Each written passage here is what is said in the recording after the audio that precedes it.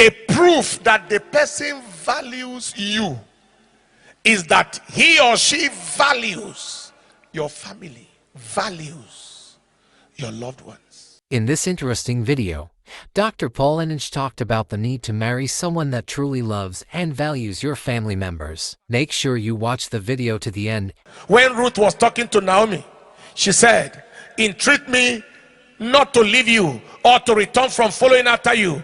For where you go, I will go, and where you lodge, I will lodge. Your people shall be my people, and your God shall be my God. This is classical.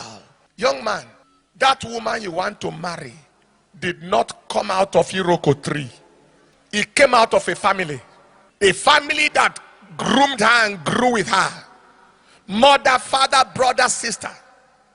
I remember a marriage many years ago. This young girl lost her mother very young, and her father raised her up.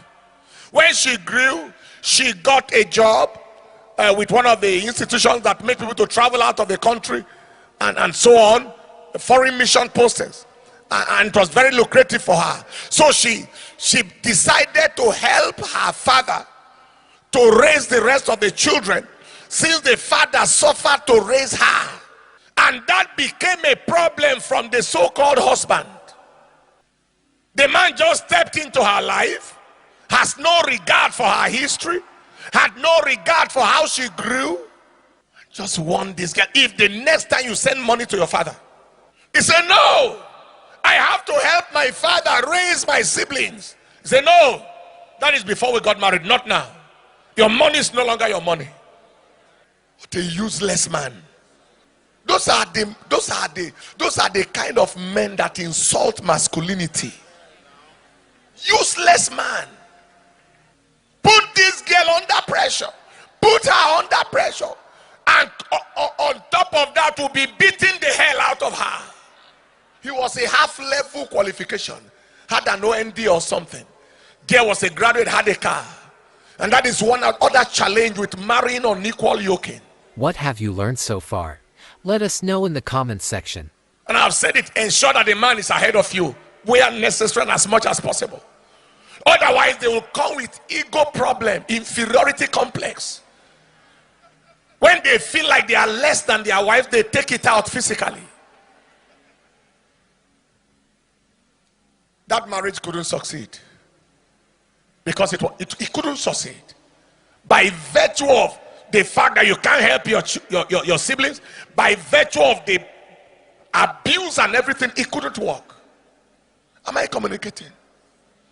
You didn't. The girl did not hatch out of rock.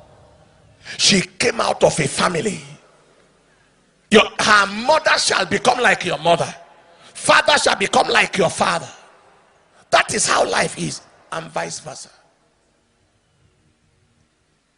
You know, there are girls who pray, Lord, may I marry a man whose mother has already died, so that I don't have mother-in-law problem. What a wickedness of heart. So I don't have mother-in-law problem. Who told you there is mother-in-law problem? It depends on how you carry and conduct yourself, and depends on how you and your husband organize your life.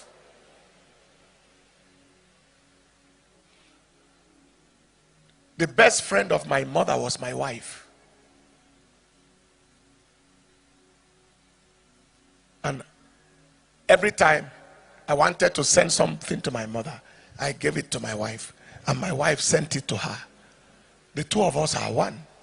So say, this girl knows how to take care of mother-in-law.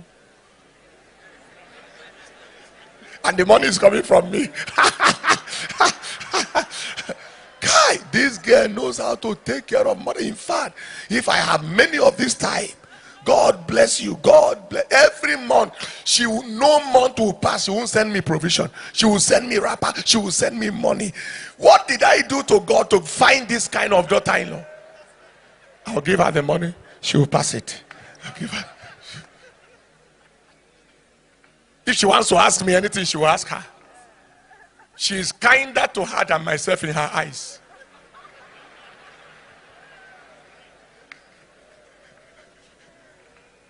And I am okay like that.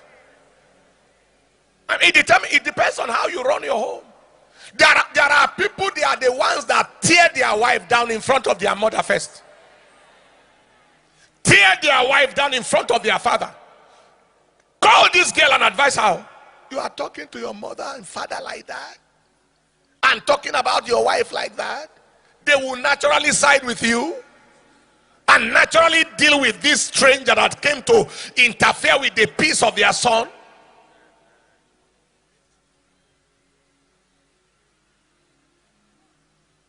But all said and done, wisdom is profitable to direct. Anybody whose family you don't want to accept, look for another person to marry. Did you hear what I just said? Anybody whose family you... Now, don't misunderstand me.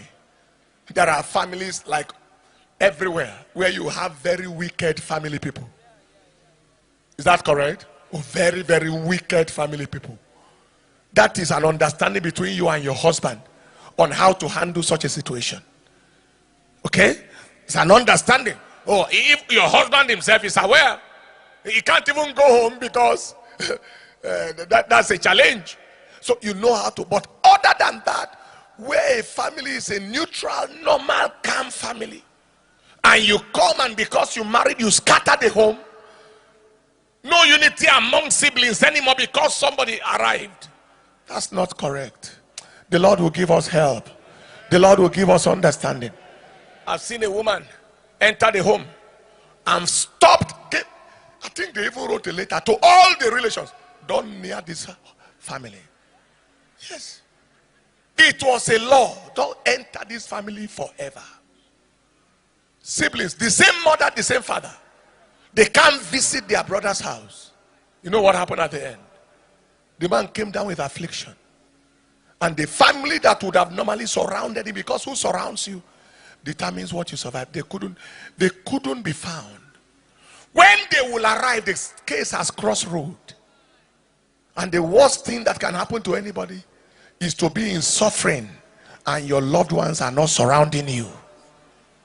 In Acts chapter 14 verse 20, it was those who surrounded Paul the apostle that caused him to survive when they stoned him to die.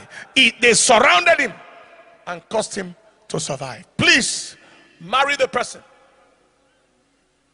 Wow, time is up. The person